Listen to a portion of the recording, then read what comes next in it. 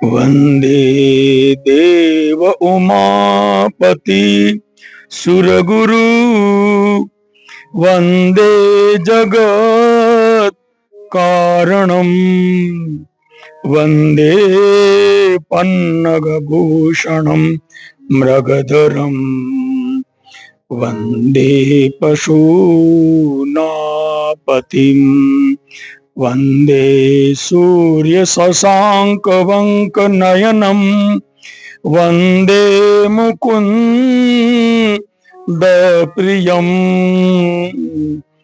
वन्दे भक्तजनाश्रयम् च वरदम् वन्दे शिवों शङ्करम् वन्दे शिवों शङ्करम्। નમસ્કાર દર્શક મિત્રો, આજકા ચેનલમાં આપનું હાર્દિક સ્વાગત છે.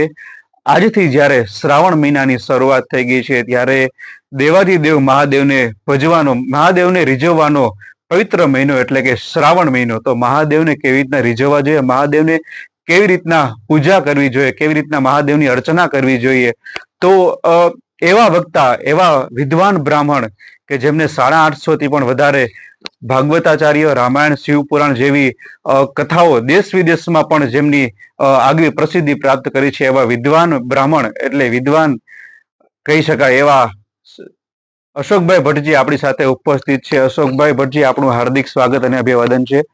પહેલો પ્રશ્ન હું કરીશ કે હિન્દુ ધર્મ અને સનાતન ધર્મની અંદર કારતક, માગસર, પોષ એવા ઘણા બધા મહિના છે, પણ શ્રાવણ માસમાં જ મહાદેવની પૂજા અને અર્ચના શા માટે કરવામાં આવે છે? શ્રાવણ માસ આપણે ત્યાં 12 મહિના છે, પણ એમાં શ્રાવણ માસ એ આખો એક મહિનો 30 દિવસ ભગવાન શિવજીની ઉપાસનાના, શિવજીની ભક્તિના અને શિવજીની આરાધનાના છે. એનું એક કારણ એ પણ છે કે 12 મહિનામાં આપણે ત્યાં ચતુર્માસ આવે છે અને એમાં મોટે ભાગે વરસાદનો સમય, આ જ્યારે વરસાદ વરસતો હોય, ચારે બાજુ વાતાવરણ લીલુંછમ હોય, ત્યારે માણસ માટે એક જેને કઈ ચતુર્માસની અંદર એકટાણાનું મહત્વ છે, ચતુર્માસની અંદર ઉપવાસનું મહત્વ છે, ચતુર્માસની અંદર ભક્તિ, ઉપાસના, પૂજા પાઠનું જબરજસ્ત મહત્વ છે. આપણે ત્યાં ઋષિઓએ બનાવેલી પરંપરામાં આ જે ચતુર્માસ છે એની અંદર શ્રાવણ મહિનો આજે અષાઢ મહિના પછી તરત આવે છે, એ ભગવાન શિવની ઉપાસનાનો એક પવિત્ર અને ઉત્તમ આ સમય છે. તો એ દિવસોમાં શિવની ઉપાસના કરવાથી આપને સહસ્ત્ર ગણું, 1000 ગણું પુણ્ય પ્રાપ્ત થાય છે. ખાસ કરીને લોકો અજાણ હોય છે કે મહાદેવની પૂજા કેવી રીતના કરવી જોઈએ અને કયા મંત્રોના જાપ કરવા જોઈએ. મહાદેવની પૂજા માટે આમ તો પ્રસિદ્ધ છે, એક પુત્રમ એક પુષ્પમ એક લોટા જલ કી ધાર દયાલુ રીજ કે દેત હૈ ચંદ્રમૌલી ફરચાર. આપણે ત્યાં શાયરીઓ, સાખીઓ દ્વારા પણ આપણે ત્યાં કવિઓ પણ જેનો મહિમા કહી ગયા છે. શિવજીની પૂજા સૌથી આમ જોવો તો 12 તમામ દેવતાઓની અંદર સરળમાં સરળ પૂજા હોય તો ભગવાન શિવની છે. માત્ર શિવજીને તમે એક લોટાથી જલ ચડાવો, એક પુષ્પ ચડાવો અને એક બીલીપત્ર ચડાવો અને હૃદયથી તમે વંદન કરો તો પણ ભગવાન શિવજી પ્રસન્ન થાય છે. આ જગતમાં એકદમ સરળ પૂજા હોય તો ભગવાન શિવજીની છે. મહાદેવને બીલીપત્ર ચડાવવામાં આવે છે, પણ આ સિવાય પણ મહાદેવને શું શું ચડાવવામાં આવે છે ને તેનો શું મહિમા છે? હા, આપણે દરેક દેવતાઓની પૂજાઓની અંદર અલગ અલગ વસ્તુ એને અર્પણ કરવામાં આવતી હોય છે. જેમ કે વિષ્ણુ ભગવાનની પૂજા કરીએ તો એને તુલસી જ ચડાવવામાં આવે, એને તુલસી જ અર્પણ કરવા પડે. તેમ આજે માતાજીની પૂજા કરીએ તો એને ગુલાબનું પુષ્પ જ અર્પણ કરવું જોઈએ. ગણપતિની ઉપાસના કરીએ તો એને દુર્વા જ અર્પણ કરવી જોઈએ. એમ શિવજીની ઉપાસના માટે બીલીપત્રનો મહિમા છે. બીલીપત્રની આમ જુઓ તો 3 પાંદડી હોય છે. આમ જુઓ તો બ્રહ્મા, વિષ્ણુ, મહેશનું પ્રતીક તમે માની શકો. અને શિવજીને બીલીપત્ર અતિ પ્રિય છે. તમે શિવજીને બીલીપત્ર અર્પણ કરો તો શિવજી બહુ જ પ્રસન્ન થાય છે. એટલે બિલીપત્ર માટે આમ જુઓ તો વિશેષ કોઈ મંત્ર નથી, પણ બ્રાહ્મણો એની ઉપાસનામાં બોલતા હોય છે કે ત્રિદલમ ત્રિગુણાકારમ ત્રિનેત્રમ ચ ત્રિયાયુધ્યમ ત્રિજન્મ પાપ સંહારણમ એક બિલીપત્રમ શિવાર્પણમ. આ એનો આપણે ત્યાં શાસ્ત્રોમાં આપેલો મંત્ર છે.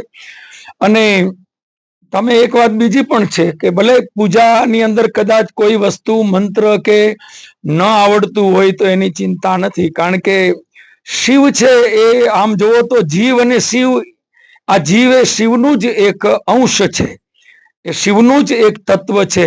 જો તમે ભાવથી, પ્રેમથી, સાચી લાગણીથી શિવની પૂજા કરો છો તો પછી શિવજી તો એ ભાવ જ જોવે છે.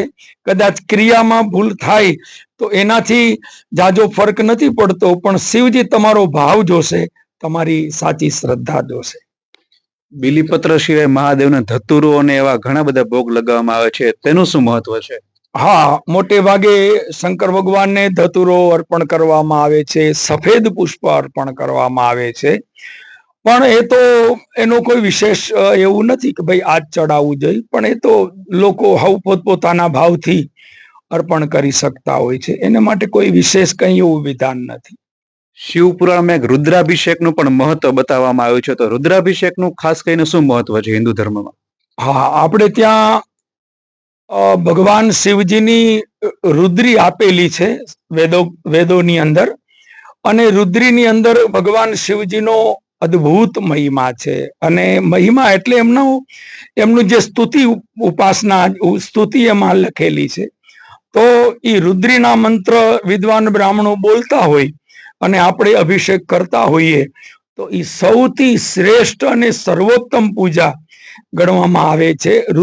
રુદ્રાભિષેક, એક બાજુ રુદ્રીના મંત્ર ચાલતા હોય અને એક બાજુ આપણે ભાવ અને શ્રદ્ધાથી શિવજીને જો આપણે જલ શુદ્ધ અને પવિત્ર જલથી અભિષેક કરતા હોય તો એનો જબરજસ્ત મહિમા છે, એનું સહસ્ત્ર ગણું પુણ્ય છે.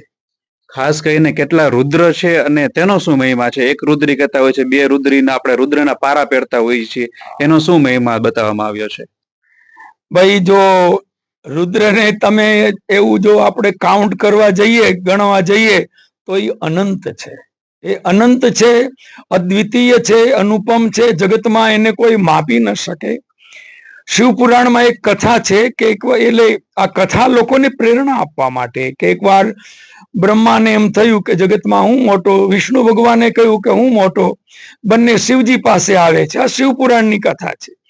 શિવજીએ કહ્યું કે એક કામ કરો, આ મારું શિવલિંગ હું હમણાં પ્રગટ કરું છું, તમે એનું માપ કરી આવો કે ઉપર કેટલું છે, નીચે કેટલું છે. એટલે શંકર ભગવાને પોતાનું લિંગ પ્રગટ કર્યું.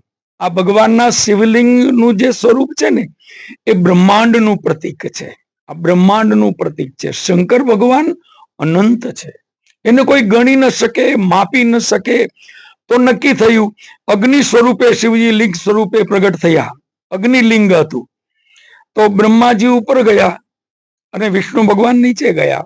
બ્રહ્માજી ઉપર જાય છે તો એને ધતુરાનું પુષ્પ મળ્યું. એને કહ્યું કે હું તને તારી કેટલીક વસ્તુ તને વરદાનમાં આપીશ, તને હું કહું તું મારી સાથે આવ ને ખોટું બોલ. તારે એમ કહેવાનું કે બ્રહ્માજીએ શિવજીને ઉપરથી માપી લીધા છે. ધતુરાએ કહ્યું ભલે. પછી તો બ્રહ્મા વિષ્ણુ બંને શંકર ભગવાન પાસે આવ્યા. બ્રહ્માજી ખોટું બોલ્યા, ધતુરાએ એમાં સાથ આપ્યો. શંકર ભગવાને એ જ વખતે ક્રોધ કરી બ્રહ્માનું એક મસ્તક કાપ્યું અને ધતુરાને શાપ આપ્યો, જા આજથી તું મારી પૂજામાં ક્યારેય નહીં આવી શક. ત્યારે બંને રડવા માંડ્યા, મહારાજ અમને માફ કરો, અમે ખરેખર તમારો અંત તો પામી જ નથી શક્યા, આપ તો અનંત છો, અમારી ભૂલ થઈ. ત્યારે શિવજી એના ઉપર કૃપા કરી. ધતુરાએ ઘણા વર્ષ તપ કર્યું, ઉપાસના કરી. શંકર ભગવાને એને વરદાન આપ્યું. જો આ માવતર કેવા હોય, જે બાળકને સજા પણ આપે અને એ બાળક રડે ને જ્યારે ક્ષમા માગે ત્યારે એને હૈયે પણ લગાડે. એવા જ ભગવાન મહાદેવ છે. ધતુરાએ અપરાધ કર્યો તો દંડ તો આપ્યો, પણ જ્યારે ક્ષમા માગી ત્યારે એને પોતાની પાસે વિશેષ જગ્યા આપી. ધતુરાનું પુષ્પ ચડાવો તો શિવજી વિશેષ રાજી થાય. આ એની કરુણા કૃપા. કેમ કે આપણે શિવજીનો પરિચય જ ઈ છે કે કર્પૂર ગૌરમ કરુણા અવતારમ, એ કરુણાના અવતાર છે. તો હકીકતમાં એને કોઈ ગણી ન શકે. શતરુદ્ર કહો, તમે સહસ્ત્ર રુદ્ર કહો, કે એને કોઈ ગણી ન શકે. અને આમ જુઓ તો ગણવા કરતા એ એક રૂપ છે અને અનંત સ્વરૂપે જગતમાં બિરાજે છે. આપણી અંદર રહેલો જીવ પણ એ શિવનું જ એક સ્વરૂપ છે એવું માની આપણે એ અનંત અને અદ્વિતીય અનુપમ દેવાદિદેવ મહાદેવની પૂજા કરવી જોઈએ. હિન્દુ સનાતન ધર્મની અંદર 12 જ્યોતિર્લિંગ બતાવવામાં આવે છે. એ 12 જ્યોતિર્લિંગ ક્યાં અને તેનું શું મહત્વ છે? હા, બહુ સારો પ્રશ્ન છે. આપણે ત્યાં શિવ પુરાણની સુંદર રચના કરેલી છે. આપણા 18 પુરાણોમાં એનું એક પુરાણ છે શિવ પુરાણ. આ શિવ પુરાણમાં 12 જ્યોતિર્લિંગની કથા આપી છે. ભગવાન શિવજીના 12 જ્યોતિર્લિંગ છે. શિવ પુરાણની અંદર તો ભગવાન શિવજીના 100 અવતાર બતાવ્યા છે. કેટલા? 100. ભગવાન શિવજીએ 100 અવતાર ધારણ કર્યા છે.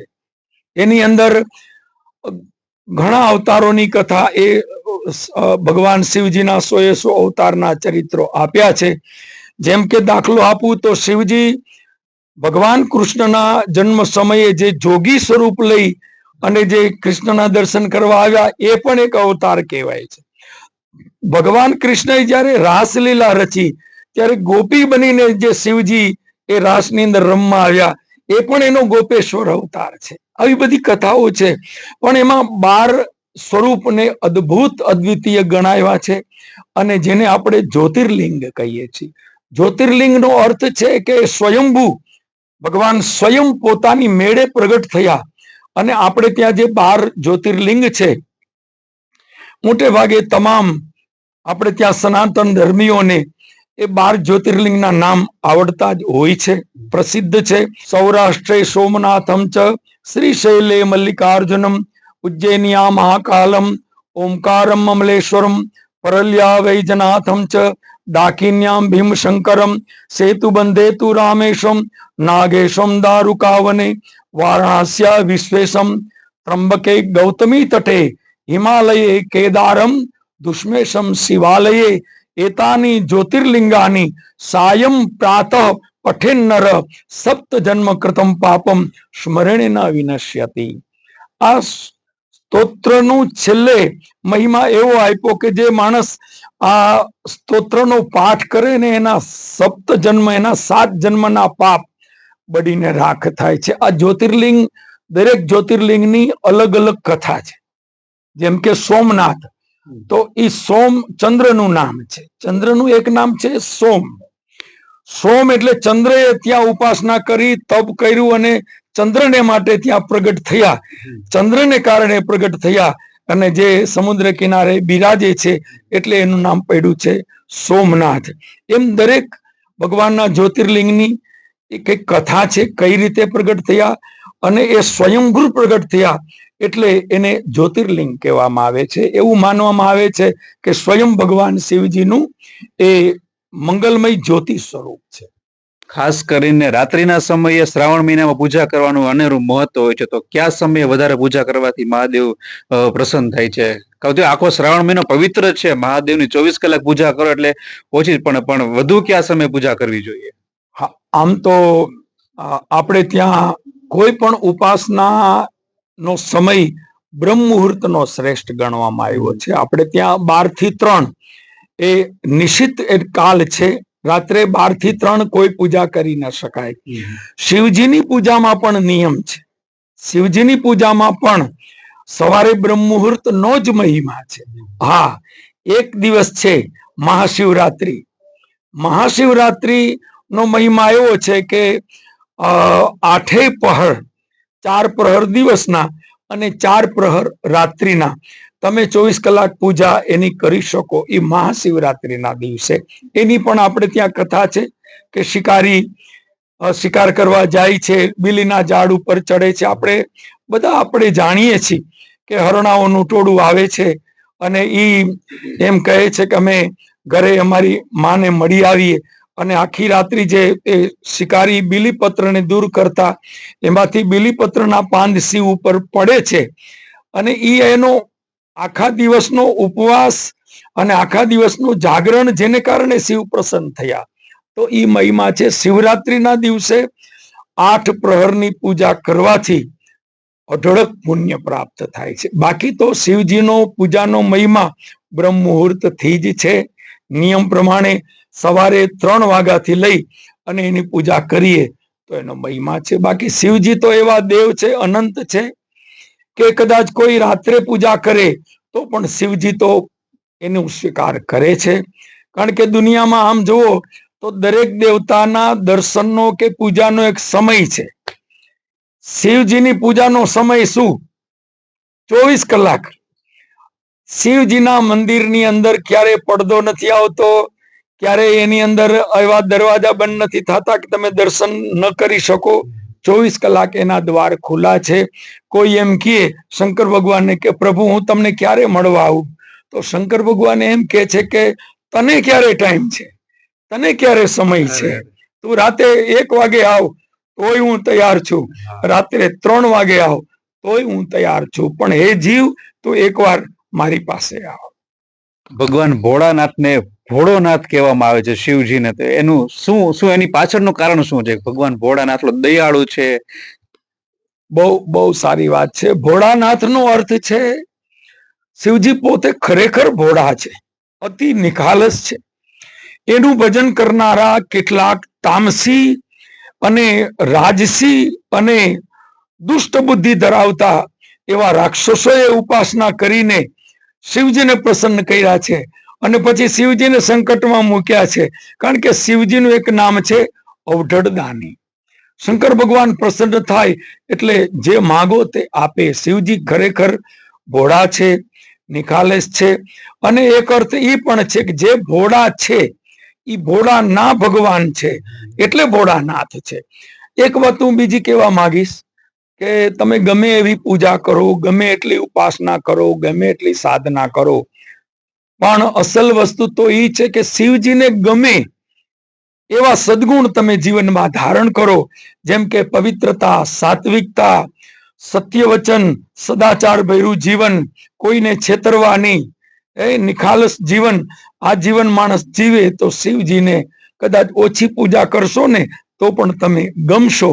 ઘણીવાર પૂજા જાજી કરે અને માણસ ખોટા કામ કરે તો એ શિવજીને પ્રસન્ન નથી, કારણ કે એ ભોળાનાથ છે. એને નિખાલસ લોકો જ ગમે છે. શિવજી પોતે પણ ભોળા છે અને જે ભોળા છે એના પણ ઈ નાથ છે, એટલે એનું નામ છે ભોળાનાથ. શ્રાવણ મહિનામાં લોકો શ્રાવણ મહિનો રહેતા હોય છે, તો શ્રાવણ મહિનો રહેવામાં કયા કયા નિયમોનું પાલન કરવું જોઈએ? આમ જુઓ તો શ્રાવણ મહિનો રહેવો એ એક પ્રકારનું તપ છે. અને તપ તમે ધારો એવું કરી શકો. તમે ધારો તો આખો મહિનો ઉપવાસ કરી શકો. તમે ધારો તો તમે એક પગે ઉભા રહી અને શિવજીની ઉપાસના કરી શકો, નિંદ્રાનો ત્યાગ કરી શકો. પણ આપણાથી જેટલું થઈ શકે. ઉપાસના તો અદ્ભુત છે, ઘણી છે, જેટલું માણસથી થઈ શકે. મોટે ભાગે લોકો એકટાણા કરતા હોય છે. અને એનો અસલ નિયમ તો એ છે કે જ્યારે સમય મળે ત્યારે શિવજીના નામનો માણસ જપ કરે. આપણે ત્યાં શિવજીની ઉપાસનાના ઘણા મંત્રો છે, પણ પ્રસિદ્ધ મંત્ર આપણે ત્યાં જે લગભગ લોકો બોલતા હોય છે, ઓમ નમઃ શિવાય. એક મંત્ર છે ઓમ સાંબ સદા શિવાય. તો ઘણા મંત્રો છે, પણ પ્રસિદ્ધ મંત્ર આપણે ત્યાં ઓમ નમઃ શિવાય. જો કે એ દીક્ષા મંત્ર છે, કોઈ સંત પુરુષ આપે તો એની વિશેષ સિદ્ધિ મળતી હોય છે. પણ સાચા ભાવથી કોઈ પણ માણસ મંત્રનો જપ કરે, એકટાણું કરી એટલે માત્ર એકટાણું કરીને પછી ક્યારેય એને યાદ ન કરીએ તો એ ઠીક વ્રત છે. પણ આખા મહિનામાં જ્યારે સમય મળે સવારે 111 માળા, રાત્રે 111 માળા શિવના નામની જપ કરવી, આ તપ છે. તપનો અર્થ છે શરીરને તપાવવું. તપનો અર્થ છે તમે શરીરને, તમને કઈ કષ્ટ પડે, સુતા માણસ ખાઈ પીને સુઈ જવું તો એ તો તપ ક્યાં થયું? માત્ર આપણે મેનુ બદલીએ, જમવાને બદલે સારું ફરાળ કરીએ અને માની લઈ કે ભાઈ અમે એક ટાણું કર્યું છે તો ઠીક વાત છે, પણ જેટલું તપ તમારું સારું, જેટલું તપ કઠિન, એટલું વધારે સારું અને શ્રેષ્ઠ ફળ આપને મળે છે. તો દર્શક મિત્રો, આપણે જાણ્યું કે શિવજીનો મહિમા શું છે, શિવજીની પૂજા અર્ચના કેવી રીતના કરવી જોઈએ અને કયા કયા નિયમોનું પાલન કરવું જોઈએ. આવા જ વિશેષ અહેવાલ સાથે જોડાતા રહો. આજકાલ લાઈક કરો, સબસ્ક્રાઇબ કરો.